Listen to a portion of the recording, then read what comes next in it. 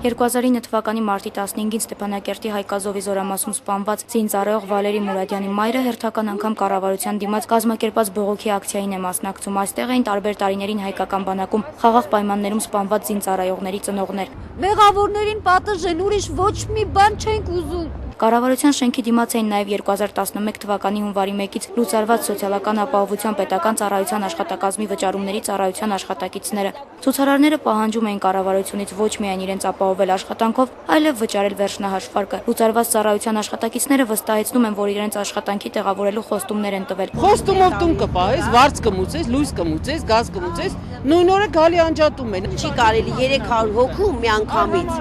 հանեն փողոց գցեն։ Կառավարության շենքի դիմաց ցույցերն այսօր շարունակական էին, բողոքում էին նաև թոշակի անցած օդաչուները, որոնք աշխատանքի ընթացքում տարբեր վնասվածքներ եւ հաշմանդամության տարբեր աստիճաններ են ստացել։ Ցուցարարների հավաստմամբ առաջին տարին իրենց հաշմանդամության կարգ են վճարել, իսկ արդեն շուրջ 5 տարի է չեն վճարում։